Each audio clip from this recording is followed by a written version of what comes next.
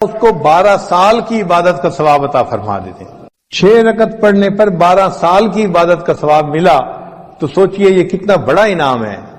جو لوگ حفاظ ہیں وہ تہجد میں قرآن پڑھا کریں، منزل جو ہوتی ہے نفلوں میں۔ اگر تہجد میں اٹھنا مشکل ہے تو پھر دوسرا طریقہ مغرب اور عشاء کے درمیان 2 رکعت 4 رکعت میں اگر ایک پارہ پڑھ لیں تو ان کے قرآن پاک کی منزل پکی رہے گی ہمیشہ۔ اور رات کی نماز کو تہجد کی نماز کہتے ہیں۔ تو گویا 5 فرض نمازیں ہوئیں اور 4 نفل نمازیں ہوئیں، اشراق، چاشت، اوابین، تہجد۔ تو جیسے عام لوگ 5 فرض نمازوں کا اہتمام کرتے ہیں، جو سالکین ہوتے ہیں ان کو 9 نمازوں کا ایسے اہتمام کرنا چاہیے۔ ان کے لیے یہ 4 نمازیں بھی محبت کی بنا پہ فرض کی مانند ہوتی ہیں نفل نمازیں، لیکن محبت کے میدان میں وہ اس طرح اس کو ادا کرتے ہیں جیسے فرض ہوتا ہے۔ پھر اس کے بعد بھی کچھ نمازیں ہیں۔ انسان جب وضو کرتا ہے تو تحیت الوضو 2 رکعت نفل پڑھنے وہ بھی مسنون ہے۔ مسجد میں داخل ہوتا ہے تو 2 رکعت تحیت المسجد پڑھنا یہ بھی مسنون ہے۔ تو ان نمازوں کو بھی پڑھنا چاہیے۔ جب موقع ملے تحیت الوضو پڑھیے، تحیت المسجد پڑھ لیجئے۔ پھر اگر انسان سے کوئی غلطی ہو گئی تو صلاۃ التوبہ 2 رکعت توبہ کے پڑھنا یہ بھی حدیث سے ثابت ہے۔ پھر اگر اللہ نے کوئی نعمت عطا فرما دی تو 2 رکعت شکرانے کے ادا کرنا یہ بھی حدیث پاک سے ثابت ہے۔ ان نمازوں کو جتنا آپ پڑھ سکتے ہیں اتنا پڑھیں، ان کا اجر ملے گا، اس کے بدلے فرض قبول ہو جائیں گے، اور قیامت کے دن اللہ تعالیٰ بندے کو نبی علیہ السلام کی رفاقت عطا فرمائیں گے اور اونچا مرتبہ عطا فرمائیں گے۔ اور ایک خاص نقطہ ان نوافل کو پڑھنے کے لیے یہ ہے کہ نوافل کو چھوڑا نہ کریں۔ کیوں؟ ہم نہیں جانتے کس جگہ کا کیا ہوا ہمارا سجدہ ہمارے اللہ کو پسند آ جائے۔ تو یہ سوچا کریں کہ ہو سکتا ہے یہ جو نفل نماز میں پڑھ رہا ہوں میرا یہ سجدہ میرے مالک کو پسند آ جائے۔ علامہ اقبال نے کہا واقف ہو اگر لذت بیداری شب سے، واقف ہو اگر لذت بیداری شب سے، اونچی ہے ثریا سے بھی یہ خاک پر اسرار۔ یعنی یہ خاک کی مٹھی انسان جو ہے یہ ثریا سے بھی اونچا چلا جاتا ہے۔ اللہ تعالی ہمیں بھی بیداری شب کی لذت عطا فرمائے۔ تیری محفل بھی گئی، چاہنے والے بھی گئے، شب کی آہیں بھی گئیں، صبح کے نالے بھی گئے۔ ایک وقت تھا کہ نوجوان رات کے آخری پہر میں اٹھتا تھا، اللہ کی محبت میں آہیں بھرتا تھا اور اللہ کے سامنے اپنی فریاد بیان کرتا تھا۔ آج راتوں کو اٹھنے والے بہت تھوڑے ہو گئے۔ اس قحط الرجال کے دور میں دلوں میں یہ نیتیں کیجئے کہ ہم ان نوافل کو باقاعدگی سے پڑھیں گے اور تہجد کو پابندی کے ساتھ پڑھیں گے اور اللہ کی عبادت کریں گے، اپنے اللہ کو منانے کی کوشش کریں گے۔ اللہ تعالی ہمارے معاملات کو ٹھیک کر دے اور ہمیں اللہ تعالی اپنے مقبول بندوں میں شامل فرمائے۔ وآخر دعوانا ان الحمد للہ رب العالمین۔ ہمارا کتاب میں ہے کچھ پٹیلے آ جاتی ہے تو وہ پھر اس کی تفصیل کرتے ہیں سارے بندے جنہوں نے دوسروں کے دل دکھ اور کو تھوڑا ہوتا آپ کی ہم نے فزیکل تلاش کی ہے۔ وَقْفُوهُمْ إِنَّهُمْ مَسْئُولُونَ،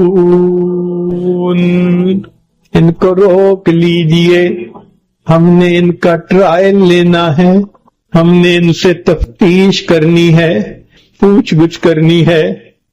یہ اوپر سے میاں تسبیح تھے، اندر سے میاں کسبی تھے۔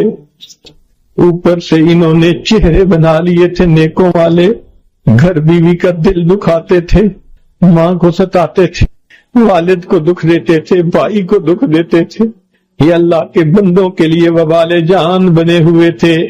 وقفوہم، روک لیجئے ان کو، انہم مسئولون، ہم نے ان کا ٹرائل لینا ہے۔ یہ چھپے گناہ کرتے تھے، لوگوں کے سامنے حاجی بنتے تھے، پاجی بن کے رہتے تھے، ان کو روک لو، ہم ان کی تفتیش کریں گے۔ انا حجیجہم یوم القیامہ، میں قیامت کے دن ان ماتحتوں کا وکیل بن کے کھڑا ہوں گا۔ اب جب تک ان کو حق نہیں دلاؤں گا میں اس بندے کو وہاں دوں گا، مگر کیا مجھے رلاتا تھا تو کس لیے؟ جن کی شفاعت چاہتے ہیں، جن کی شفاعت کی امید پہ زندگی گزارتے پھر رہے ہیں، آج وقت ہے ہم اللہ رب العزت سے یہ دعا مانگے کہ پروردگار عالم ہمیں نہیں سمجھتی جانور بنتے رہے۔ انسان نے روٹی اور رزق کو زندگی کا نصب العین بنا لیا ہے۔ روٹی کو اتنی اہمیت کبھی بھی حاصل نہیں تھی جتنی اہمیت کے آج حاصل، اس لیے روٹی کمانے کے پیچھے وہ اپنے مالک کو ناراض کر بیٹھتا ہے، حلال اور حرام کی تمیز ختم کر دیتا ہے۔ یہ محسوس ہوتا ہے ایک دوڑ لگی ہوئی ہے اور ہر بندہ پہلے سے زیادہ بہتر روٹی حاصل کرنے کے چکر میں، اور یہ بھی بات ساتھ ہے کہ جتنی پیٹ بھرے کی بیماریاں آج ہیں یہ تاریخ میں اس سے پہلے کبھی نہیں۔ بلڈ پریشر، نمک زیادہ کھانا، ڈائبیٹک چینی زیادہ کھانا، کارڈک پیشنٹ چربی زیادہ کھانا۔ تو آپ غور اگر کریں تو زیادہ کھا کر مرنے والوں کی تعداد کم کھانے کی وجہ سے مرنے والوں سے بہت زیادہ ہے، مگر شکوے بھی بہت زیادہ، پریشانی بھی بہت زیادہ۔ جس گھر کو دیکھیں رزق کی پریشانی کا شکوہ الا ماشاء اللہ۔ جتنے گھر کے لوگ ہوتے ہیں، مرد اور عورتیں، سب نوکری پیشہ، سب کی الگ الگ گاڑیاں، اور پھر شکوے۔ ہمیں یاد پڑتا ہے کہ بچپن میں فقیر کو دیکھا کرتے تھے تو وہ روٹی کا سوال کرتا تھا، آٹا دے دو، روٹی دے دو، روٹی کا سوال کرتا۔ پھر ایک وقت آیا کہ جب فقیر روٹی پر مطمئن نہیں ہوتا تھا، اس کو 5 روپے چاہیے تھے سگریٹ پینے کے لیے، اور آج وہ وقت ہے کہ فقیر 5 روپے نہیں 50 روپے کا سوال کرتا ہے، کیونکہ اس کو اپنے سیل فون کے اندر ایزی لوڈ ڈلوانا ہوتا ہے، اسے اپنے لوڈ ون کو میسج کرنا ہوتا ہے۔ آج کے سائل کا یہ حال ہے، اور رزق کے شکوے بھی اتنے زیادہ۔ حالت یہ ہو چکی کہ جو عورت آج کے دور میں خوبصورت ہے اسے خوش نصیب سمجھا جاتا ہے، عمل کی رتی نہ ہو، پرلے درجے کی خدا کی نافرمان ہو، لیکن فقط خوبصورتی پر عورت کو خوش نصیب سمجھتے، اور مرد کے پاس اگر دولت ہو تو اس کو خوش نصیب سمجھتے ہیں، نہ شکل ہو نہ عقل ہو، بڑا خوش نصیب جی۔ بے وقوفی کی بات بھی کرے گا تو اس کو بھولا بادشاہ کہیں گے، میاں صاحب بڑے بھولے ہیں۔ عزت کا معیار بدل گیا، جس کے پاس مال زیادہ وہ معزز بن گیا، نہ نیکی کو دیکھا، نہ تقوی کو دیکھا، نہ خدا خوفی کو دیکھا، معیار بدل دیا۔ تو چونکہ آج کا یہ مسئلہ بہت بڑا ہے، اکثر آنے والے پوچھتے ہیں وہ جی لگتا ہے کسی نے کچھ کر دیا، رزق باندھ دی، لوگوں کو کیوں چھوٹا خدا بناتے ہو؟ اگر اللہ رب العزت رزق دینا چاہیں ساری دنیا کے انسان جمع ہو کر اس کو بند نہیں کر سکتے، اور اللہ تعالیٰ رزق نہ دینا چاہیں ساری دنیا کے انسان مل کر رزق دے نہیں سکتے۔ جب رزق کا پروردگار نے ذمہ لے لیا پھر اتنی فرسٹریشن کس بات کی؟ مومن کسی اور نظر سے دیکھتا ہے، اس کو تو یہ دیکھنا ہے کہ مجھے رزق کے لیے ہاتھ ہلانے ہیں، حرکت کرنی ہے، اور اس حرکت میں میرے مولا نے برکت دینی ہے، جو میرا حصہ ہے وہ مجھے ملے گا۔ شریعت کی خوبصورتی دیکھیے، نبی علیہ الصلوۃ والسلام کو ایک صحابی ملے، مصافحہ کیا، آپ صلی اللہ علیہ وسلم نے دیکھا کہ اس کی ہتھیلیوں کے اوپر گٹے پڑے ہوئے ہیں، بہت سخت ہتھیلیاں ہیں، تو آپ صلی اللہ علیہ وسلم نے پوچھا کہ تمہارے ہاتھ اتنے سخت کیوں ہیں؟ اے اللہ کے حبیب صلی اللہ علیہ وسلم، میں مزدور ہوں، پتھر توڑتا ہوں، وہی میرا ذریعہ معاش ہے۔ تو نبی علیہ السلام نے مسکرا کر دیکھا اور فرمایا الکاسب حبیب اللہ، جو ہاتھ سے محنت مزدوری کرتا ہے وہ اللہ کا دوست ہوتا ہے۔ یہ کتنی خوبصورت شریعت ہے کہ اپنی ضروریات کے لیے، اہل خانہ کی ضروریات کے لیے انسان اگر قدم اٹھاتا ہے اس کو عبادت کا درجہ دے۔ فرمایا کہ یہ شخص اللہ کا دوست ہے، الکاسب حبیب اللہ۔ چنانچہ دین اسلام نے اعتدال کا سبق دیا، فرمایا دیکھو 2 ایکسٹریمز ہوتی ہیں، ایک تو یہ کہ انسان اتنا عبادت میں لگ جائے کہ دنیا کو خیر باد کہہ دے، فرمایا یہ رہبانیت ہے اور منع ہے، لا رہبانیت فی الاسلام۔ اور دوسرا، انسان اتنا دنیا کے پیچھے لگ جائے کہ روٹی، کپڑا اور مکان اس کو زندگی کا مقصد ہی بنا لے، فرمایا یہ اباہیت ہے اور یہ بھی منع ہے۔ اعتدال کا راستہ اپناؤ، ضروریات پوری کرنے کے لیے کام کاج کرو۔ چنانچہ شقیق بلخی رحمت اللہ علیہ اپنی روزی کے لیے کسی دوسرے شہر کا سفر کرنا چاہتے تھے. اپنے دوست احباب سے مل کر وہ چلے گئے. کچھ دنوں بعد واپس اپنے شہر میں. ابراہیم ادم رحمت اللہ علیہ نے پوچھا شقیق کیا ہوا؟ کہنے لگے میں راستے میں تھا، ایک معذور چڑیا کو دیکھا، زخمی چڑیا کو جو اڑ نہیں سکتی تھی. ایک صحت مند چڑیا اس کے پاس آئی اور اس کے منہ میں دانا تھا. اس نے آ کے اس کے آگے ڈالا اور معذور چڑیا نے کھا لیا. تو میں نے دل میں سوچا کہ جو پروردگار معذور چڑیا کو رزق دے سکتا ہے وہ مجھے بھی دے گا. تو میں وہاں سے واپس آ گیا. ابراہیم ادم رحمت اللہ علیہ نے فرمایا کہ دیکھو معذور کا وتیرہ نہ اپناؤ، طاقتور بن کر محنت کرو، کماؤ، خود بھی کھاؤ، اللہ کے بندوں کو بھی کھلاؤ. تو شریعت یہ بھی نہیں کہتی کہ معذور بن کے بیٹھے رہو، پڑے رہو. جوان العمر انسان ہو اور دن کے 2 بجے تک اس کی نیند ہی پوری نہ ہوتی ہو. شریعت نے کہا فریضۃ بعد الفرائض، حلال رزق کو کمانا یہ بھی فریضہ ہے. ساتھ یہ بھی کہہ دیا کہ اتنا بھی نہ اس میں لگ جانا کہ نمازیں ہی قضا کر بیٹھو. تم کہو مجھے نماز کی فرصت ہی نہیں. تو یہ دین اسلام کی خوبصورتی ہے، اعتدال کا راستہ دیا. یہ ذہن میں رکھیے گا کہ پیٹ کا مسئلہ زندگی تک کا ہی نہیں، قبر کے بعد کا بھی ہے. پیٹ کا مسئلہ زندگی تک محدود نہیں، زندگی کے بعد بھی پیٹ کا مسئلہ ہوگا. اگر نافرمانی کر کے دنیا میں رہے، جو بندہ جہنم میں پہنچا تو وہاں کیا کھانے کو ملے گا؟ زقوم. کیا پینے کو ملے گا؟ غسلین. تو کھانے پینے کی ضرورت تو وہاں بھی. تو دنیا کی مختصر زندگی کو نافرمانی میں گزار کر اپنے لیے آخرت کے عذاب کو واجب کر لینا یہ کہاں کی عقل مندی. تو رزق کے معاملے میں انسان حرام اور حلال کا خیال رکھے. پیٹ تو انسان کا اتنا چھوٹا 2 روٹی سے بھر جاتا ہے، یا تو پیٹ اتنا بڑا ہوتا کہ کھاتے کھاتے بھرتا ہی نہ، اور پھر فکر مند ہوتا تو چلو اور بات تھی کہ برتن بہت بڑا، جتنا بھی کھانا سامنے رکھ دو 2 روٹی سے زیادہ کھا نہیں پاتا. زیادہ کھائے گا تو اگلے دن ڈاکٹر کے پاس جائے گا. جانوروں کے پیٹ تو بہت بڑے. ہاتھی کو دیکھو ٹنوں کے حساب سے سبزہ کھاتا ہے. ہپو دریائی گھوڑا اس کو کبھی دیکھو تو اکثر مجھے تو یوں محسوس ہوتا ہے کہ یہ سارا پیٹ ہے جس کو اللہ نے ٹانگیں لگا دی ہیں. جب دیکھو کھاتا نظر آئے گا. بلو ویل ایک مچھلی ہے، اس کا وزن ہر دن میں 200 پاؤنڈ سے زیادہ بڑھتا ہے.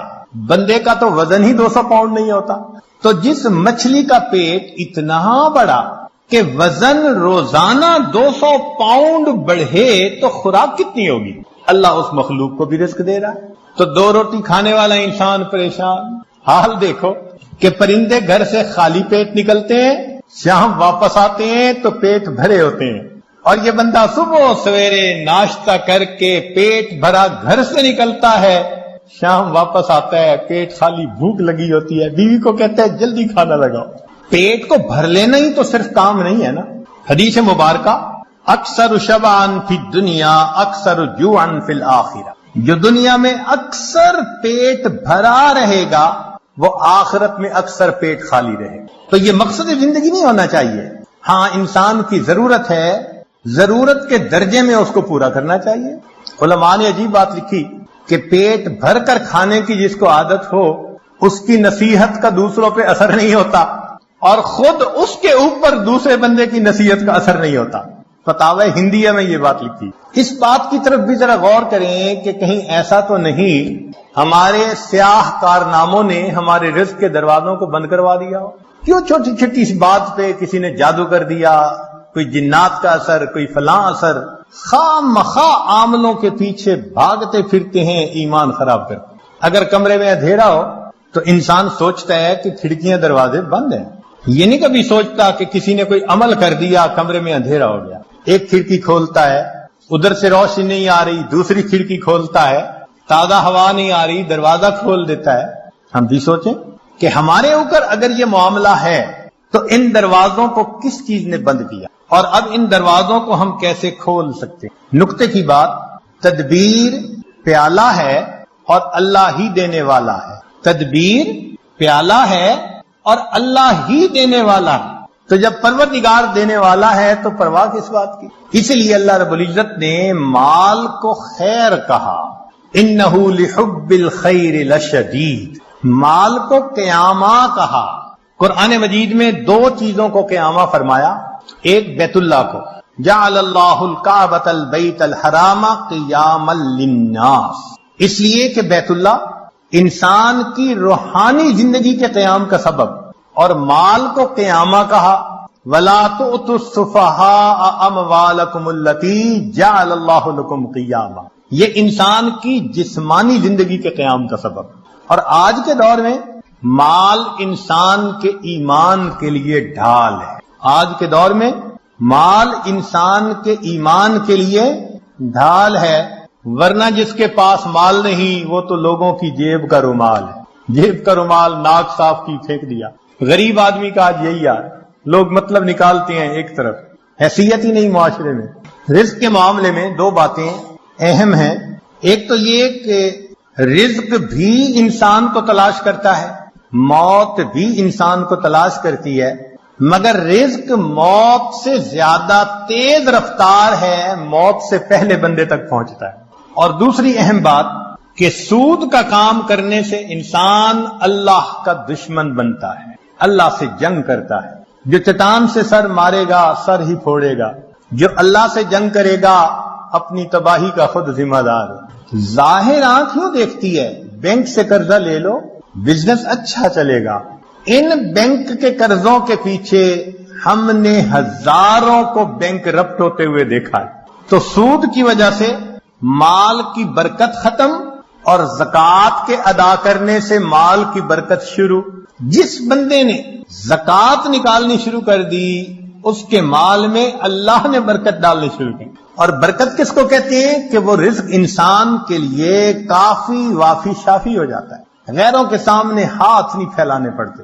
جتنا ہوتا ہے انسان پرسکون زندگی گزارتا ہے. آج کے دور کا سب سے بڑا فتنہ یہی، یا لیت لنا مثل ما اوتی قارون، ہے کاش ہمیں بھی وہ ملتا جو قارون کو ملا تھا. اللہ تعالیٰ ارشاد فرماتے ہیں، نحن قسمنا بینہم معیشتہم، ان کے درمیان معیشت کو ہم نے تقسیم کیا. تو مومن اللہ کی تقسیم پہ راضی رہے، اپنی طرف سے پسینہ بہائے، وہ ہماری ذمہ داری ہے. اس کے بعد دال ساگ بھی مل جائے تو اللہ کا شکر ادا کرے.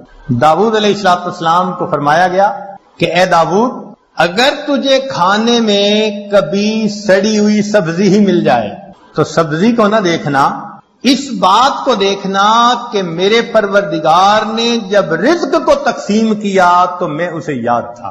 بھیجنے والا تو وہ ہے نا، اس نے یاد رکھا. اس سے بڑی اور کیا بات ہو سکتی. اس لیے مال کی طلب میں اجمال ہو، اضطراب نہیں ہونا چاہیے. ایسے نہ ہو کہ انسان دوسرے کی جیب کی طرف دیکھ رہا ہو کہ یا تو خود نکال کے دے دے ورنہ میں اس کا گریبان پکڑ کے اس سے چھین لوں. اللہ پہ توکل کریں گے تو اللہ تعالیٰ اتنا دیں گے کہ آپ بس بس کریں گے. کوئی اور چیز تو نہیں اسے نظر آئی، مگر ایک چادر پڑی ہوئی تھی، اس نے کہا چلو چادر ہی لے چلتا ہوں. جب چادر اس نے اٹھائی اور واپس جانے لگا، ایسا سر چکرایا کہ اس کو آنکھوں کے آگے اندھیرا ہو گیا، دروازہ نظر ہی نہیں آیا. تو بہت کنفیوز ہوا اور اس نے چادر نیچے پھینک دی. جیسے ہی نیچے پھینکی دروازہ نظر آیا تو اب اس پہ نا خوف طاری ہو گیا اور وہ باہر نکلنے لگا. جیسے باہر نکلنے لگا ایک آواز آئی، اگر ایک دوست سویا ہوا ہے تو دوسرا دوست جاگتا ہے. اگر ایک دوست سویا ہوا ہے تو دوسرا دوست جاگتا ہے. تم کیسے یہاں سے کوئی چیز چرا کے جا سکتے؟ وَهُوَ يَتَوَلَّى الصَّالِحِينَ، وہ اللہ تعالیٰ نیکوکاروں کا سرپرست ہے، ان کا ذمہ دار ہے. چنانچہ ایک بڑھیا کا واقعہ لکھا ہے کہ اس کا گھر بادشاہی محل کے ذرا قریب تھا، اکیلی تھی. ایک دن اس کو رشتہ داروں کے ہاں تقریب میں جانا پڑ گیا تو وہ چلی گئی اور وہاں اس کو 1-2 مہینے لگ گئے. جب 2-4 مہینے کے بعد واپس آئی تو وہ بڑھیا اپنا گھر دیکھتی ہے تو گھر نظر نہیں آتا. اس نے کسی سے پوچھا کہ یہاں تو میرا گھر تھا.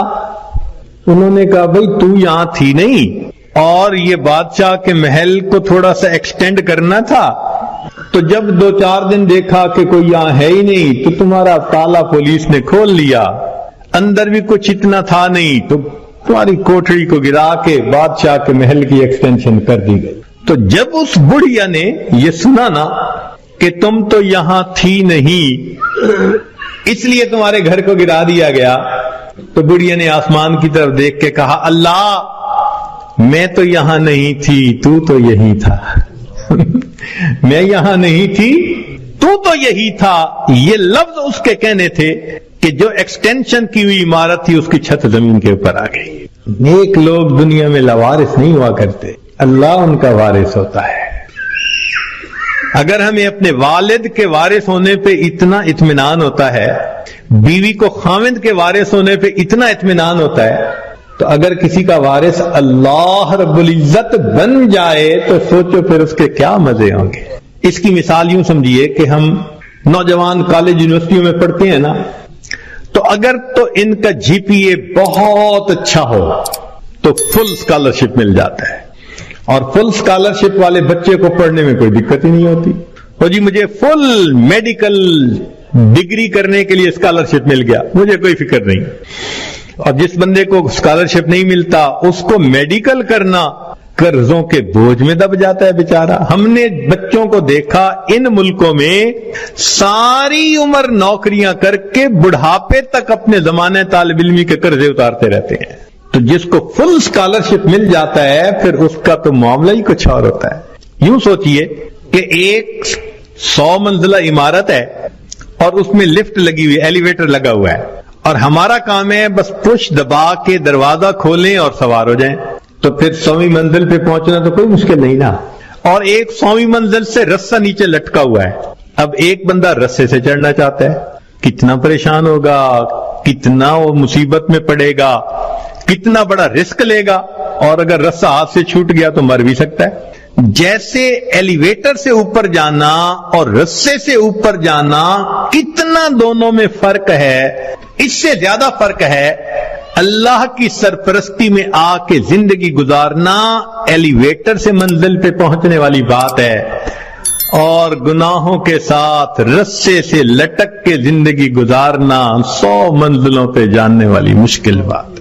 ہم گناہ کر کر کے اپنے آپ کو اللہ کی سرپرستی سے نکال دیتے ہیں، اور جب سرپرستی سے نکل جاتے ہیں اللہ حال پہ چھوڑ دیتے ہیں، جاؤ تم جانو تمہارا کام جانے، ہماری تو مانتے نہیں۔ پھر شیطان ہمیں بہکاتا ہے، لوگ بھی دھوکے دیتے ہیں، امیدیں توڑتے ہیں، بندہ دنیا میں دھکے ہی کھاتا پھرتا ہے، کشتیاں کرتا ہے اپنے حالات سے، لنگوٹ باندھ باندھ کے اترتا ہے، میں اس مصیبت کو پریشانی سے جان چھڑاؤں، اس سے چھڑاؤں، ایک سے جان نہیں چھوٹتی دوسری اوپر سے، دوسری سے جان نہیں چھوٹتی تیسری اوپر سے۔ وہ پنجابی زبان میں شعر کسی نے لکھا ہے، اس کا ترجمہ بھی کر دوں گا۔ اس دکھی حیاتی دے پینڈیاں وچ کدی راہ پہ گئے کدی بھول دے رہ، ایک دامن امید دا چھڑیا نہ، لکھ جھکڑ انیریاں دے چل دے رہ، پت جھڑ دے جھڑے ہوئے پتیاں وانگ، اسی تیرے جہان چ رل دے رہ، پر دامن امید دا چھڑیا نہ، اسی نال تقدیر دے گھل دے رہ۔ جیسے پت جھڑ کے موسم میں خشک پتا ہوتا ہے، کبھی ہوا نے یہاں پھینکا کبھی وہاں پھینکا، اللہ کا سہارا چھوڑ کے بندے کا یہی حال ہوتا ہے۔ تو ایک ہے نیکوکاری کو اختیار کرنا اور اللہ کی سرپرستی میں آ جانا، اللہ ہر کام کو سنوارتے ہیں۔ حدیث پاک میں اے میرے بندے تو صبح کے وقت اگر میری عبادت کر لیا کر، میں سارا دن تیرے کاموں میں تیری کفایت کروں گا۔ اللہ اکبر، اللہ تعالیٰ ذمہ داری لے رہے ہیں۔ ہم سے فجر کی نماز نہیں پڑھی جاتی، اشراق ہی نہیں پڑھے جاتے۔ ہم سے زیادہ کون پاگل ہوگا کہ جس کے ساتھ اتنا بڑا اللہ نے وعدہ کر لیا اور ہم اس وعدے سے فائدہ نہیں اٹھا پا رہے؟ ایک بچہ بھی ہم سے زیادہ عقل مند کہلائے گا۔ کیوں ہم پریشانیوں کی زندگیوں میں پڑ گئے ہیں؟ اس لیے کہ نفس کی خواہشات پوری کرتے ہیں۔ تو نفس کی خواہشات پوری کر کے گناہ کر کے اللہ کی سرپرستی میں نکل جانا، یہ کہاں کی عقل مندی ہے؟ اور گناہوں کو کر کے کہاں کا سکون ملتا ہے؟ حضرت مفتی محمد شفیع رحمۃ اللہ علیہ فرمایا کرتے تھے کہ تم جتنا چاہو گناہ کرو، تم جتنا چاہو گناہ کرو، اگر اللہ نے تمہاری اسی زندگی کو دوزخ کی مانند نہ بنا دیا تو میرا نام بدل دینا۔ اور واقعی ایسا ہوتا ہے۔ جو گناہوں کا راستہ اسی کو دیکھا، اجی مر جاتے تو اچھا تھا. اس کا مطلب اتنا تو پریشان ہے نا. دنیا کی زندگی ایسی ہوتی ہے جیسے جہنم میں ہوتا ہے وہ بندہ. تو گناہوں کے راستے پہ اطمینان نہیں ہے. اطمینان، سکون، کامیابیاں، سکھ اگر دیکھا تو وہ نیکی کے راستے پہ دیکھا ہے. وَهُوَ يَتَوَلَّى الصَّالِحِينَ، وہ اللہ تعالیٰ نیکوکاروں کا سرپرست ہے. اللہ تعالیٰ تو چاہتے ہیں میرے بندے تمہیں میں اتنا دوں کہ تم بس بس کرو، مگر میری نعمتوں کا شکر ادا کرو. ہم نعمتیں لینے کو تو تیار ہیں، شکر کرنے کی فرصت نہیں، نماز پڑھنے کے لیے فرصت نہیں.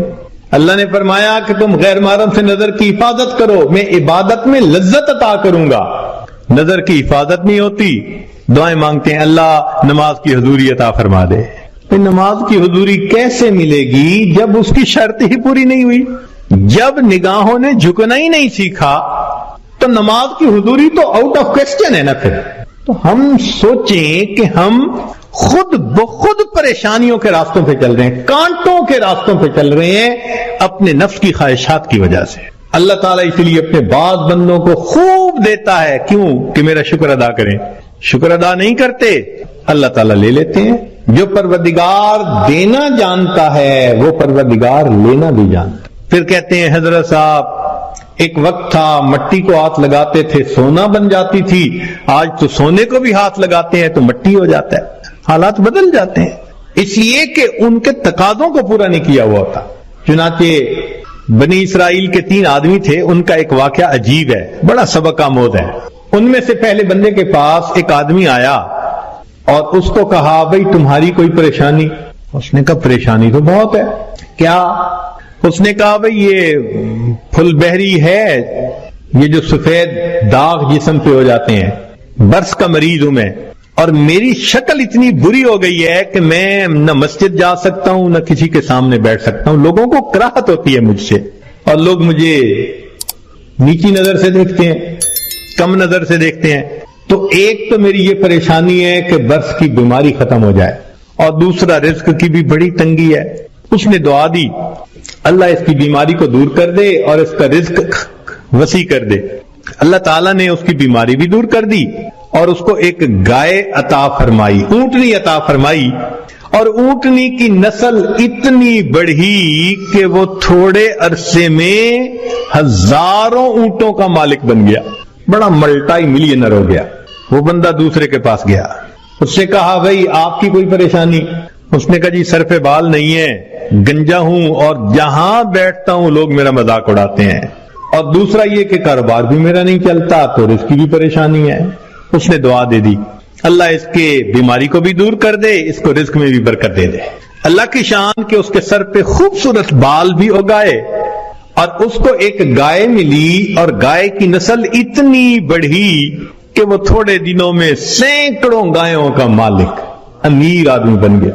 پھر وہ بندہ تیسرے کے پاس گیا، وہ آنکھوں سے اندھا تھا. بھئی آپ کی کوئی پریشانی؟ اس نے کہا جی کہ میری پریشانی تو یہ ہے کہ میری بینائی نہیں ہے. لوگوں کے لیے تو فقط رات کو اندھیرا ہوتا ہے اور میرے لیے تو دن کی روشنی میں بھی اندھیرا ہے. اور دوسرا یہ کہ مجھے تو در در کے دھکے کھانے پڑتے ہیں، تو دعا کر دو کہ میرا رزق وسیع ہو جائے. اللہ نے اس کی بینائی بھی ٹھیک کر دی، اس کو بکری عطا کر دی، اور بکری اتنی نسل بڑھی وہ ہزاروں بکریوں کا مالک.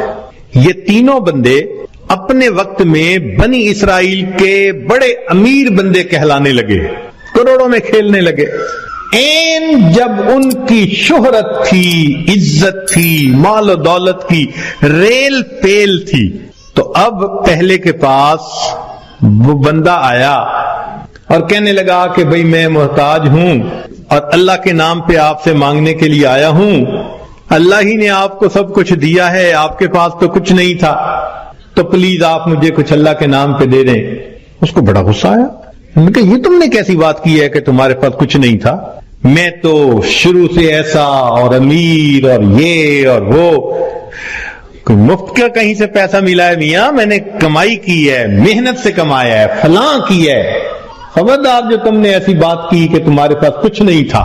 اس نے کہا بھئی مجھ سے خفا نہ ہو، بس آپ جیسے تھے اللہ آپ کو ویسا کر دے. یہ کہہ کے چلا گیا، اور وہی ہوا کہ برس کی بیماری بھی دوبارہ ہو گئی اور ایسی بیماری پھیلی کہ جتنے اس کے اونٹ اونٹنیاں تھے ایک ایک کر کے بالآخر سارے مرتے گئے. وہ جہاں تھا وہیں پہنچ گیا, دوسرے کے پاس گیا, بھئی محتاج ہوں, اللہ نے آپ کو اتنا دیا ہے, میں بھی آیا ہوں اللہ کے نام پہ لینے کے لیے, تو آپ دیں. ایک وقت تھا آپ کے پاس کچھ نہیں تھا, پھر اللہ نے آپ کو دیا, آج اتنا کچھ ہے. اس کو بڑا غصہ آیا. تو کون ہوتا ہے بات کرنے والا؟ بھئی میرا تو باپ ایسا, میرا تو دادا ایسا, پردادا ایسا, میاں میں نے تو فلاں ڈیل ایسی کی تھی, فلاں موقع پہ میں نے ایسا بزنس کیا تھا, اسٹریٹجی ایسی بنائی تھی, تب مجھے پیسے ملے, کوئی کہیں سے مفت کے مل گئے ہیں. خبردار جو تو نے کوئی ایسی بات کی. اس نے کہا بھی مجھ سے خفا نہ ہو, اچھا آپ جیسا تھے اللہ آپ کو ویسا کر دے. یہ کہہ کے چلا گیا. نتیجہ یہ کہ سر کے بال بھی اس کے ختم, اور جتنی گائیں تھیں وہ ساری کی ساری بالآخر مر گئی. جہاں تھا وہیں پہنچ گیا. پھر یہ تیسرے کے پاس گیا, اس کو جا کے کہا کہ بھئی محتاج ہوں, فقیر ہوں, اللہ کے نام پہ مانگنے آیا ہوں, جس اللہ نے آپ کو دیا آپ کے پاس تو کچھ نہیں تھا, آج اتنا کچھ اللہ نے دیا ہے تو بھئی مجھے بھی دے دیں. جب اس نے یہ بات کہی تو سننے والے بندے کی آنکھوں میں آنسو آ گئے.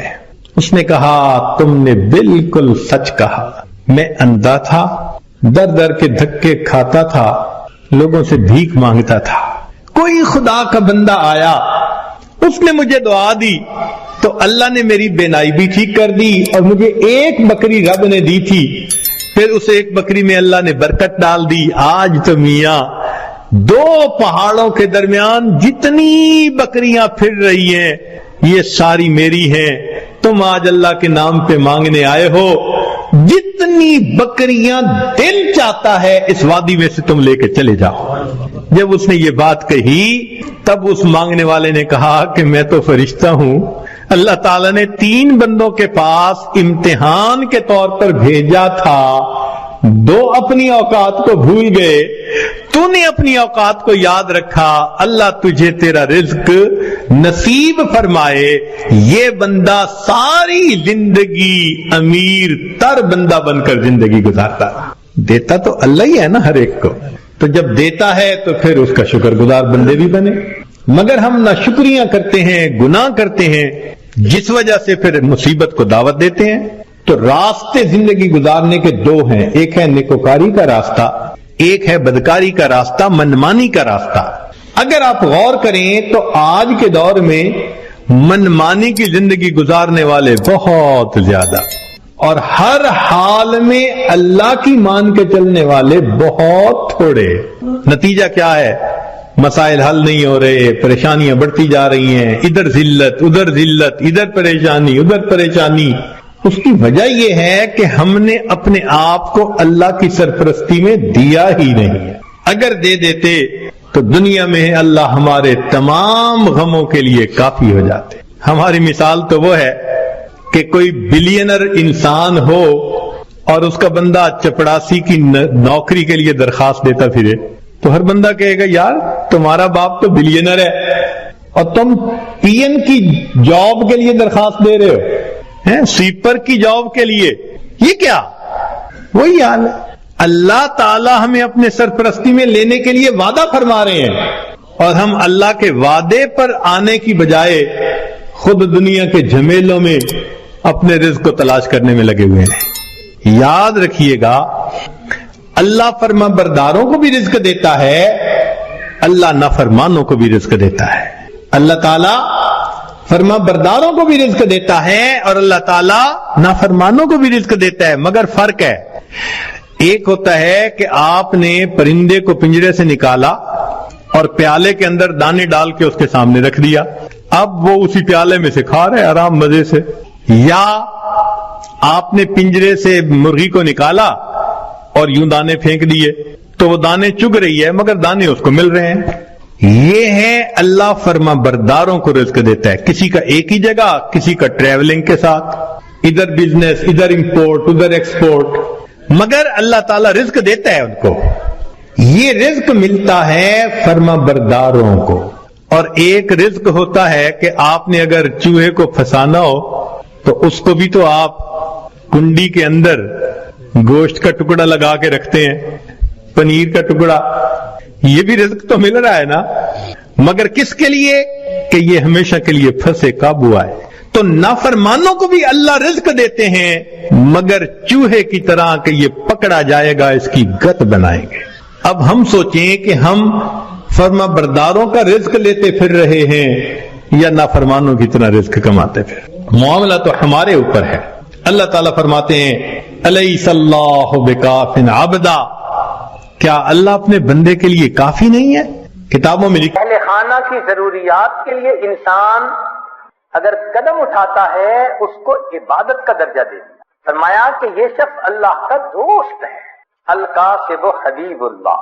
चुनाचे दीन इस्लाम ने एतदाल का सबक दिया। फरमाया देखो दो एक्सट्रीम्स होती हैं, एक तो ये कि इंसान इतना इबादत में लग जाए कि दुनिया को खैरबाद कह दे। फरमाया ये रहबानियत है और मना है, ला रहबानियत फिल इस्लाम। और दूसरा, इंसान इतना दुनिया के पीछे लग जाए कि रोटी कपड़ा और मकान इसको जिंदगी का मकसद ही बना ले। फरमाया ये अबाहियत है और ये भी मना है। एतदाल का रास्ता अपनाओ, जरूरियात पूरी करने के लिए कामकाज करो। चुनाचे शकीक बल्खी रहमतुल्लाह अलैह अपनी रोजी के लिए किसी दूसरे शहर का सफर करना चाहते थे। अपने दोस्त अहबाब से मिलकर वो चले गए। कुछ दिनों बाद वापस अपने शहर में इब्राहिम अदम रहमतुल्लाह अलैह ने पूछा, शकीक क्या हुआ? कहने लगे मैं रास्ते में था, एक माजूर चिड़िया को देखा, जख्मी चिड़िया को जो उड़ नहीं सकती थी। एक सेहतमंद चिड़िया उसके पास आई और उसके मुंह में दाना था। उसने आके उसके आगे डाला और माजूर चिड़िया ने खा लिया। तो मैंने दिल में सोचा कि जो परवरदिगार माजूर चिड़िया को रिज्क दे सकता है वो मुझे भी देगा। तो मैं वहां से वापस आ गया। इब्राहिम अदम रहमतुल्लाह अलैह ने फरमाया कि देखो माजूर का वतीरा ना अपनाओ, ताकतवर बनकर मेहनत करो, कमाओ, खुद भी खाओ, अल्लाह के बंदों को भी खिलाओ। तो शरीयत ये भी नहीं कहती कि माजूर बन के बैठे रहो, पड़े रहो। जवान उम्र इंसान हो और दिन के 2 बजे तक उसकी नींद ही पूरी ना होती हो। शरीयत ने कहा फरीज़तुम बादल फराइज़, हलाल रिज़्क को कमाना ये भी फरीजा है। साथ ये भी कह दिया कि इतना भी ना इसमें लग जाना कि नमाजें ही कज़ा कर बैठो। तुम कहो मुझे नमाज की फुर्सत ही नहीं। तो ये दीन इस्लाम की खूबसूरती है, एतदाल का रास्ता दिया। ये ध्यान में रखिएगा कि पेट का मसला जिंदगी तक का ही नहीं, कब्र के बाद का भी है। पेट का मसला जिंदगी तक महदूद नहीं, जिंदगी के बाद भी पेट का मसला होगा। अगर नाफरमानी करके दुनिया में रहे, जो बंदा जहन्नम में पहुंचा तो वहां क्या खाने को मिलेगा? ज़ुक़ूम। क्या पीने को मिलेगा? गिस्लीन। तो खाने पीने की जरूरत तो वहां भी। तो दुनिया की मुख्तसर जिंदगी को नाफरमानी में गुजार कर अपने लिए आखिरत के अजाब को वाजिब कर लेना, ये कहां की अक्लमंदी है? तो रिज़्क के मामले में इंसान हराम और हलाल का ख्याल रखे। पेट तो इंसान का इतना छोटा 2 रोटी से भर जाता है, या तो पेट इतना बड़ा होता कि खाते खाते भरता ही ना, और फिर फिक्रमंद होता तो चलो और बात थी कि बर्तन बहुत बड़ा, जितना भी खाना सामने रखे 2 रोटी से ज्यादा खा नहीं पाता। ज्यादा खाएगा तो अगले दिन डॉक्टर के पास जाएगा। जानवरों के पेट तो बहुत बड़े, हाथी को देखो टनों के हिसाब से सब्जा खाता है। हिप्पो, दरियाई घोड़ा, उसको कभी देखो तो अक्सर मुझे तो यूं महसूस होता है कि ये सारा पेट है जिसको अल्लाह ने टांगे लगा दी है। जब देखो खाता नजर आएगा। ब्लू व्हेल एक मछली है, उसका वजन हर दिन में 200 पाउंड से ज्यादा बढ़ता है। बंदे का तो वजन ही 200 पाउंड नहीं होता। तो जिस मछली का पेट इतना बड़ा कि वजन रोजाना 200 पाउंड बढ़े तो खुराक कितनी होगी? अल्लाह उस मखलूक को भी रिज़्क दे रहा है। तो 2 रोटी खाने वाला इंसान परेशान। हाल देखो कि परिंदे घर से खाली पेट निकलते हैं, शाम वापस आते हैं तो पेट भरे होते हैं। और ये बंदा सुबह सवेरे नाश्ता करके पेट भरा घर से निकलता है, शाम वापस आता है पेट खाली, भूख लगी होती है। बीवी को कहता है जल्दी खाना लगाओ। पेट को भर लेना ही तो सिर्फ काम नहीं है ना। हदीस मुबारका अक्सर शबान फी दुनिया अक्सर जुआन फिल आखिरा, جو دنیا میں اکثر پیٹ بھرا رہے گا وہ آخرت میں اکثر پیٹ خالی رہے گا. تو یہ مقصد زندگی نہیں ہونا چاہیے. ہاں انسان کی ضرورت ہے, ضرورت کے درجے میں اس کو پورا کرنا چاہیے. علماء نے عجیب بات لکھی کہ پیٹ بھر کر کھانے کی جس کو عادت ہو اس کی نصیحت کا دوسروں پہ اثر نہیں ہوتا, اور خود اس کے اوپر دوسرے بندے کی نصیحت کا اثر نہیں ہوتا. فتاوی ہندیہ میں یہ بات لکھی. اس بات کی طرف بھی ذرا غور کریں کہ کہیں ایسا تو نہیں ہمارے سیاہ کارناموں نے ہمارے رزق کے دروازوں کو بند کروا دیا ہو. کیوں چھوٹی چھوٹی اس بات پہ کسی نے جادو کر دیا, کوئی جنات کا اثر, کوئی فلاں اثر, خام مخواہ عاملوں کے پیچھے بھاگتے پھرتے ہیں ایمان خراب کر. اگر کمرے میں اندھیرا ہو تو انسان سوچتا ہے کہ کھڑکیاں دروازے بند ہیں. یہ نہیں کبھی سوچتا کہ کسی نے کوئی عمل کر دیا, کمرے میں اندھیرا ہو گیا, ایک کھڑکی کھولتا ہے, ادھر سے روشنی نہیں آ رہی, دوسری کھڑکی کھولتا ہے, تازہ ہوا نہیں آ رہی, دروازہ کھول دیتا ہے. ہم بھی سوچیں کہ ہمارے اوپر اگر یہ معاملہ ہے تو ان دروازوں کو کس چیز نے بند کیا, اور اب ان دروازوں کو ہم کیسے کھول سکتے ہیں. نقطے کی بات, تدبیر پیالہ ہے اور اللہ ہی دینے والا ہے. تدبیر پیالہ ہے اور اللہ ہی دینے والا ہے. تو جب پروردگار دینے والا ہے تو پرواہ کس بات کی. اس لیے اللہ رب العزت نے مال کو خیر کہا, انہ لحب الخیر لشدید. مال کو قیامہ کہا. قرآن مجید میں دو چیزوں کو قیامہ فرمایا. ایک بیت اللہ کو, جعل اللہ الکعبۃ البیت الحرام قیاما للناس, اس لیے کہ بیت اللہ انسان کی روحانی زندگی کے قیام کا سبب, اور مال کو قیامہ کہا. وَلَا تُؤْتُوا السُّفَهَاءَ أَمْوَالَكُمُ الَّتِي جَعَلَ اللَّهُ لَكُمْ قِيَامًا. یہ انسان کی جسمانی زندگی کے قیام کا سبب. اور آج کے دور میں مال انسان کے ایمان کے لیے ڈھال ہے. آج کے دور میں مال انسان کے ایمان کے لیے ڈھال ہے, ورنہ جس کے پاس مال نہیں وہ تو لوگوں کی جیب کا رومال ہے. جیب کا رومال ناک صاف کی پھینک دیا. غریب آدمی کا آج یہی ہے, لوگ مطلب نکالتے ہیں ایک طرف, حیثیت ہی نہیں معاشرے میں. رزق کے معاملے میں دو باتیں اہم ہیں. ایک تو یہ کہ رزق بھی انسان کو تلاش کرتا ہے, موت بھی انسان کو تلاش کرتی ہے, مگر رزق موت سے زیادہ تیز رفتار ہے, موت سے پہلے بندے تک پہنچتا ہے. اور دوسری اہم بات کہ سود کا کام کرنے سے انسان اللہ کا دشمن بنتا ہے, اللہ سے جنگ کرتا ہے. جو چٹان سے سر مارے گا سر ہی پھوڑے گا, جو اللہ سے جنگ کرے گا اپنی تباہی کا خود ذمہ دار. ظاہر آنکھوں دیکھتی ہے, بینک سے قرضہ لے لو بزنس اچھا چلے گا. ان بینک کے قرضوں کے پیچھے ہم نے ہزاروں کو بینک رفت ہوتے ہوئے دیکھا ہے. تو سود کی وجہ سے مال کی برکت ختم اور زکوٰۃ کے ادا کرنے سے مال کی برکت شروع. جس بندے نے زکوٰۃ نکالنی شروع کر دی اس کے مال میں اللہ نے برکت ڈالنی شروع کی. اور برکت کس کو کہتے ہیں کہ وہ رزق انسان کے لیے کافی وافی شافی ہو جاتا ہے, غیروں کے سامنے ہاتھ نہیں پھیلانے پڑتے. جتنا ہوتا ہے انسان پرسکون زندگی گزارتا ہے. آج کے دور کا سب سے بڑا فتنہ یہی, یا لیت لنا مثل ما اوتی قارون, اے کاش ہمیں بھی وہ ملتا جو قارون کو ملا تھا. اللہ تعالیٰ ارشاد فرماتے ہیں, نحن قسمنا بینہم معیشتہم, ان کے درمیان معیشت کو ہم نے تقسیم کیا.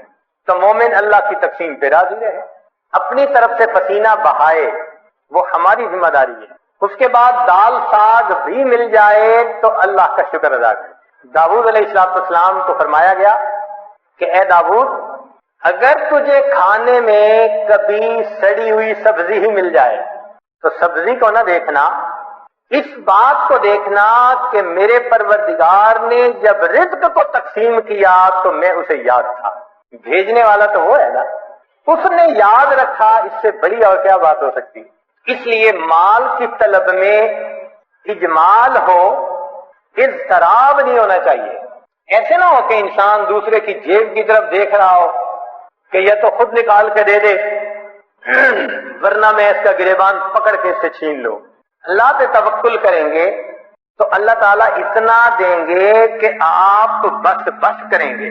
چنانچہ مال سے ہر کام دنیا کا نہیں سنورتا.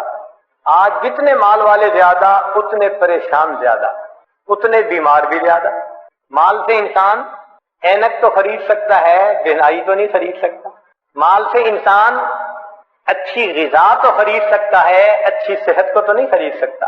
مال سے انسان اچھے کپڑوں کو تو خرید سکتا ہے، خوبصورتی کو تو نہیں خرید سکتا.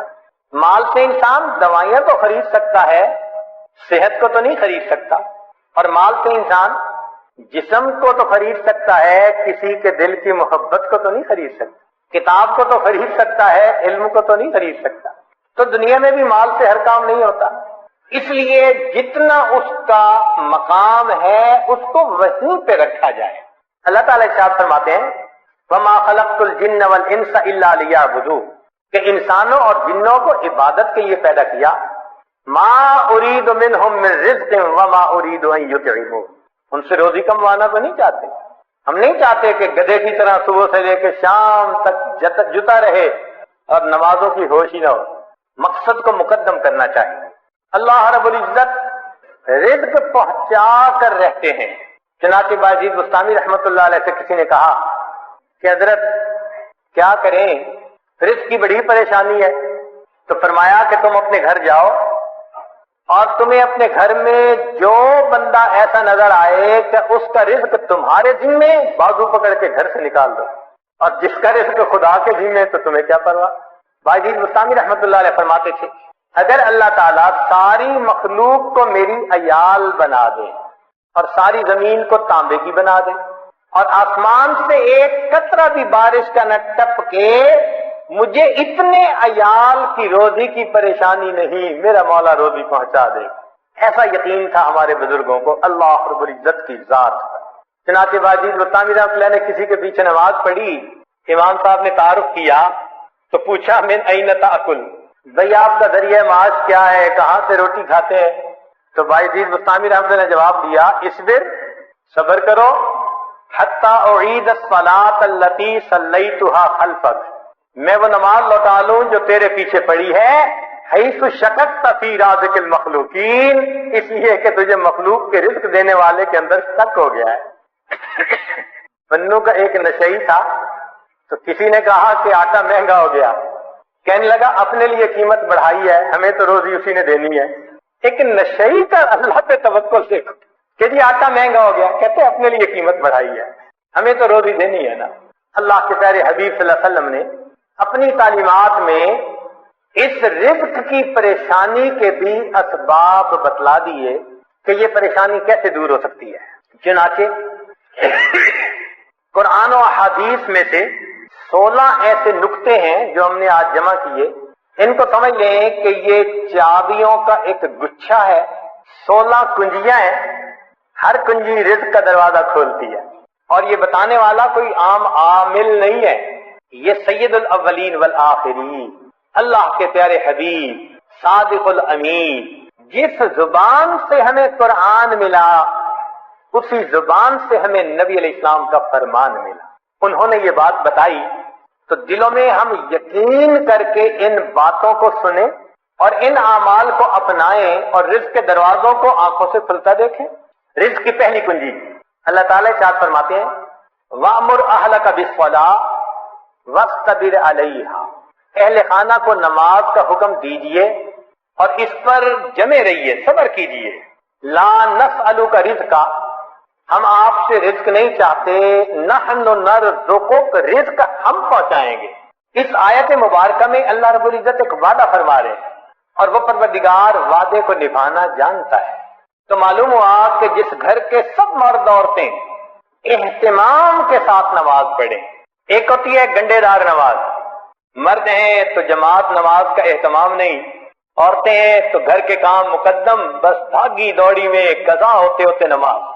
ایسی نماز نہیں، اہتمام کے ساتھ نماز.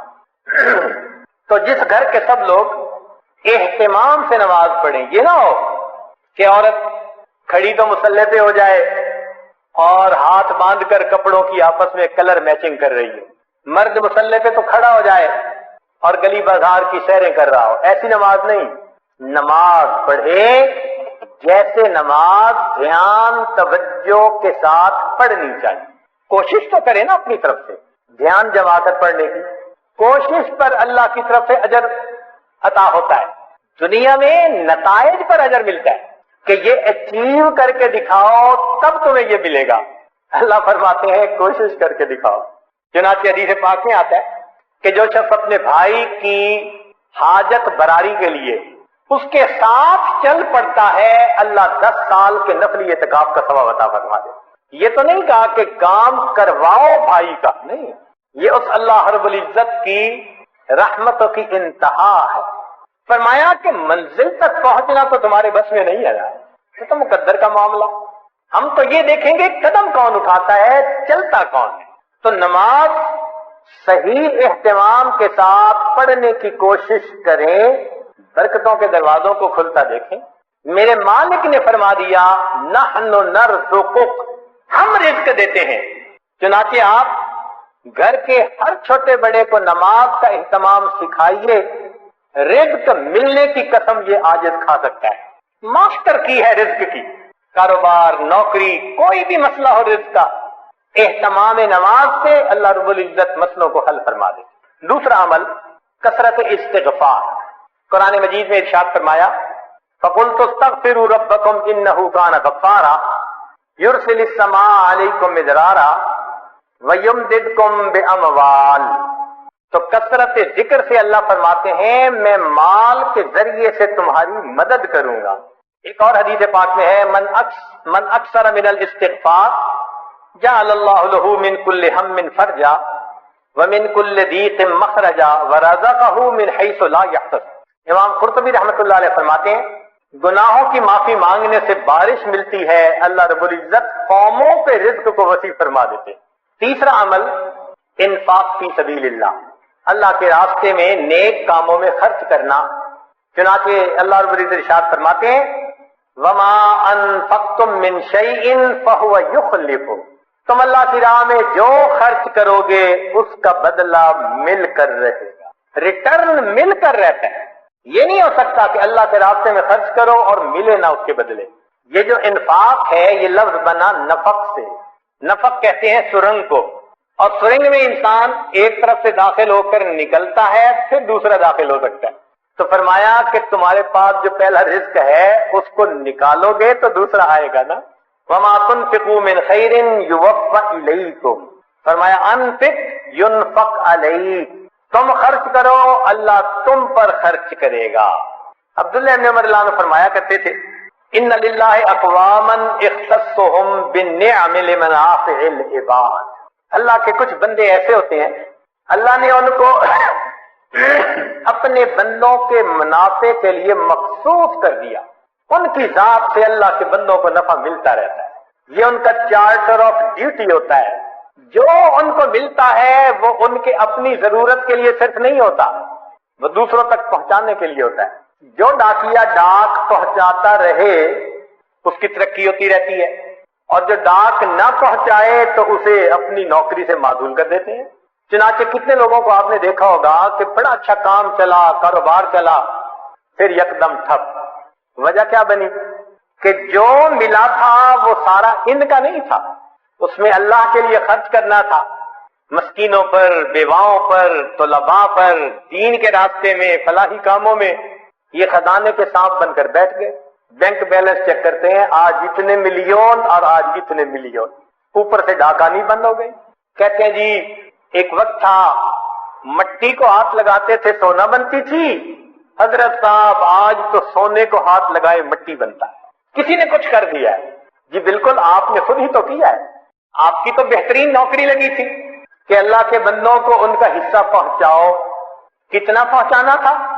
پورے مال میں سے 2.5%. زکوٰۃ پورے مال میں سے 2.5%. سبحان اللہ. ہم نے دیکھا لوگ چاہتے ہیں بڑے کی نوکری کریں، چنانچہ چھوٹی کمپنی کی بجائے بڑی کمپنی کی نوکری، اور بڑی کمپنی کی بجائے ملٹی نیشنل کمپنی کی نوکری. جی اور زیادہ بینیفٹ ملیں گے. تو کیا اچھا کہ ہم سب سے بڑے کی نوکری کریں. سب سے بڑے کی نوکری یہ کہ جو اللہ نے مال دیا گن گن کر اس کی زکات کو نکالیں۔ اللہ وہ پروردگار ہے جو 2.5% مال غریبوں تک پہنچانے کے بدلے امیروں کو 97.5% تنخواہ عطا فرماتا۔ اتنا بڑا کوئی پے کرنے والا مالک دیکھا جو 97.5% تنخواہ پے کرے؟ یہ تمہاری تنخواہ ہے اور ڈیوٹی اتنی ہے کہ 2.5% تم میرے جو محتاج بندے ہیں، ضرورت مندے ہیں، یہ تنخواہ ان تک پہنچائے۔ اب جو 2.5% کو بھی لے کے بیٹھ جائے تو پھر اس کی بجائے اللہ تعالیٰ رزق کسی اور کے ذریعے سے پہنچا دیں گے۔ رابعہ بصریہ کے پاس مہمان آ گئے، اتنی دیر میں دروازہ کھٹکھٹایا گیا۔ خادمہ نے کہا جی کہ کوئی بندہ کھانا لایا ہے۔ فرمان لگی گنو کتنی روٹیاں؟ اس نے کہا 9۔ کہنے لگی یہ میرا حصہ نہیں، کسی اور کا ہے، اسے کہو جاؤ۔ دوبارہ دروازہ کھٹکھٹایا، کوئی بندہ کھانا لایا ہے، روٹیاں گنو۔ اس نے کہا جی 9۔ بھئی میرا حصہ نہیں، کہہ دیا، اس کو جو جاؤ کسی اور کا ہے۔ پھر تھوڑی دیر بعد تیسری مرتبہ دروازہ کھٹکھٹا۔ خادمہ نے کہا جی کہ پھر کوئی بندہ روٹی لایا ہے، کتنی؟ 9۔ اس نے کہا میرا حصہ نہیں، جاؤ اس کو کہہ دو چلا جائے۔ اس نے کہا کیوں نہیں لے رہی، مہمان بھی تو ہیں۔ اس نے کہا دیکھو میرے پاس آج صبح 1 روٹی تھی، سائل آیا تھا، میں نے اللہ کی رضا کے لیے 1 روٹی دے دی۔ میرے اللہ کا وعدہ ہے من جاء بالحسنۃ فلہ عشر امثالھا، 10 گنا ملے گا۔ 9 روٹیاں میری نہیں ہو سکتی۔ خادمہ نے ہاتھ جوڑ دیے، مجھے بھی بھوک لگی ہوئی تھی، 1 روٹی میں خود رکھ رہی تھی، یہ 10 ہی ہے۔ ایسا کامل یقین اللہ کے وعدوں پر۔ ابھی بجوی رحمت اللہ علیہ بیوی نے آٹا گوندا، پھر تندور جلانے کے لیے لکڑیاں کاٹنے گئی، پیچھے سے سائل آ گیا۔ اس نے کہا بڑا محتاج ہوں، اللہ کے لیے کچھ دے دو۔ اللہ والوں کی عادت ہوتی ہے جب کوئی اللہ کے لیے کہتا ہے تو پھر وہ کھول دیتے ہیں اپنے دونوں ہاتھوں کو۔ انہوں نے وہی آٹا اٹھا کے دے دیا۔ اب بیوی لکڑیاں لے کے آئی، اس نے کہا آٹا؟ کہنے لگے میں نے روٹیاں پکنے کے لیے بھیجا ہے، میں نے روٹیاں پکنے کے لیے بھیجا ہے۔ ابھی ان کی بیوی نے چولہے میں آگ پوری نہیں جلائی تھی کہ اتنے میں دروازہ کھٹکھٹایا۔ بیوی نے پوچھا کون؟ کہنے والے نے روٹیاں بھی دے دی، سالن بھی دے دی۔ تو بیوی نے آ کر کہا کہ تم نے جہاں روٹیاں پکنے بھیجی تھی، پکانے والے نے سالن بھی ساتھ بھیج دیا ہے۔ اللہ کے راستے میں خرچ کرنے کی ایک حلاوت ہے، وہ حلاوت جس کو مل جائے اس کو پھر فکر نہیں ہوتی، سب غموں سے آزاد۔ رزق کی کشائش کے لیے اگلا نسخہ دین کی خاطر ہجرت کرنا۔ اللہ رب العزت فرماتے ہیں وَمَن يُهَاجِرْ فِي سَبِيلِ اللَّهِ يَجِدْ فِي الْأَرْضِ مُرَاغَمًا كَثِيرًا وَسَعَةً، جو اللہ کے راستے میں ہجرت کرے اسے جائے پناہ بھی ملے گی، رزق میں وسعت بھی ملے گی۔ رزق بڑھانے کی اگلی کنجی تقوی کا اختیار کرنا۔ ارشاد باری تعالیٰ ہے وَلَوْ أَنَّ أَهْلَ الْقُرَىٰ آمَنُوا وَاتَّقَوْا لَفَتَحْنَا عَلَيْهِمْ بَرَكَاتٍ مِّنَ السَّمَاءِ وَالْأَرْضِ، اگر یہ بستی دیسوں والے ایمان لاتے، تقوی کو اختیار کرتے، ہم آسمان اور زمین سے برکتوں کے دروازے ان پر کھول دیتے۔ ایک جگہ فرمایا لَأَكَلُوا مِن فَوْقِهِمْ وَمِن تَحْتِ أَرْجُلِهِمْ، ہم ان کو وہ نعمتیں کھلاتے جو اوپر آسمان سے اتارتے ہیں اور وہ نعمتیں کھلاتے جو نیچے زمین سے نکالتے ہیں۔ فرمایا وَمَن يَتَّقِ اللَّهَ يَجْعَل لَّهُ مَخْرَجًا وَيَرْزُقْهُ مِنْ حَيْثُ لَا يَحْتَسِبُ، اللہ تعالیٰ ایسی طرف سے رزق دیتا ہے کہ جس کا وہم و گمان ہی نہیں ہوتا۔ نبی علیہ السلام نے فرمایا علیک بتقوی اللہ فإنہا جماع کل خیر، تقوی اختیار کرو یہ تمام خوبیوں کی جامع ہے۔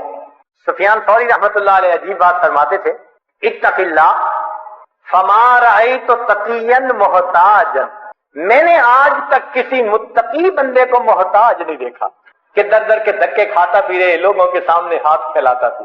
آپ بتائیے، آپ نے بھی بڑی دنیا دیکھی، سمجھدار ہیں، عقل مند ہیں، تعلیم یافتہ ہیں، آپ نے اپنی زندگی میں کسی حافظ با عمل یا عالم با عمل کو بھوکا پیاسا ایڑیاں رگڑتے مرتے دیکھا ہے تو بتا دیجئے۔ ایک مثال پیش نہیں کر سکتے۔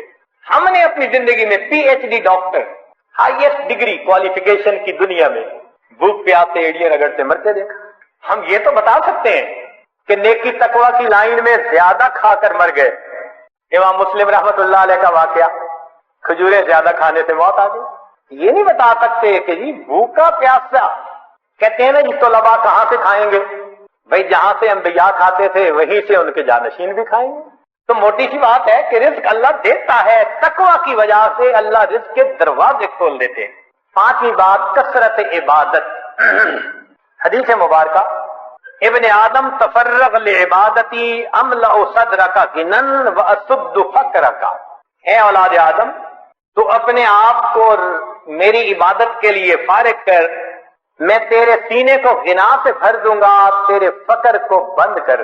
کتنے کھلے اور صاف لفظوں میں لاؤڈ اینڈ کلیئر بتایا جا رہا ہے، عبادت کرو ہم تمہارے فاقے کے راستے بند کریں گے، تمہیں غنا عطا فرما دیں گے.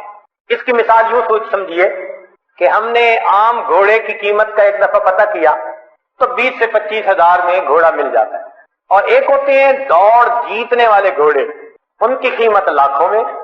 ہمارے بہت قریبی چودھری صاحب فرمانے لگے جی ہمارے گھوڑے کی قیمت 25 لاکھ روپیہ لگی، ایک گھوڑے کی قیمت. تو عام گھوڑے 20,000، بھاگنے جیتنے کے مقابلے کرنے والے 25 لاکھ.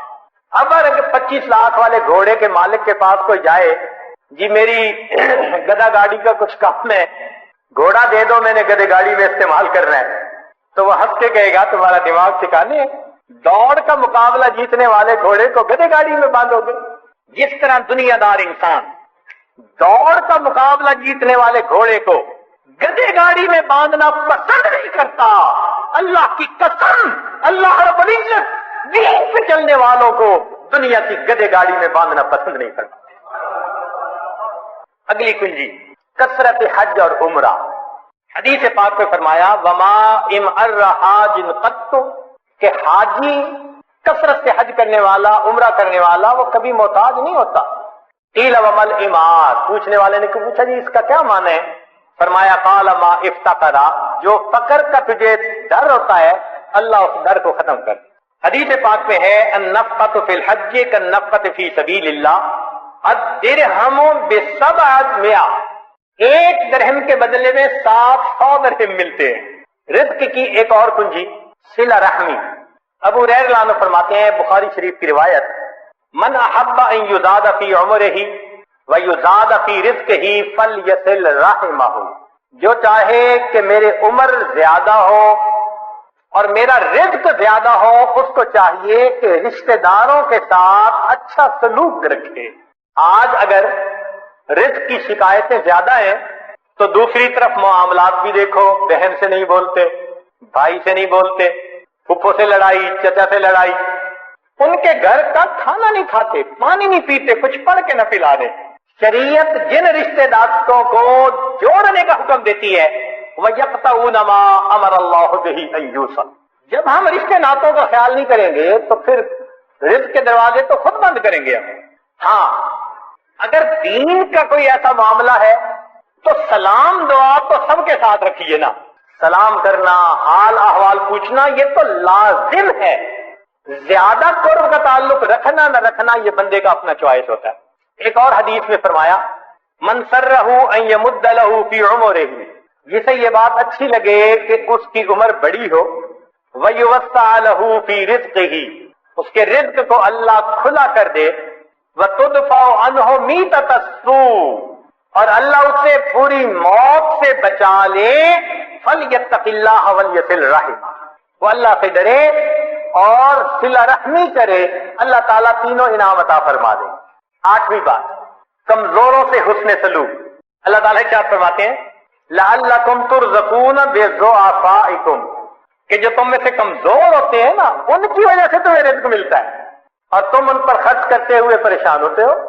سچی بات تو یہ ہے کہ رب کریم نے ارشاد فرما دیا وَلَوْ يُؤَاخِذُ اللَّهُ النَّاسَ بِمَا كَسَبُوا، اگر اللہ تعالیٰ عملوں کے اوپر پکڑ فرماتا ما ترک علی ظہرہا من دابہ، زمین کے اوپر کوئی جاندار نہ باقی بچتا.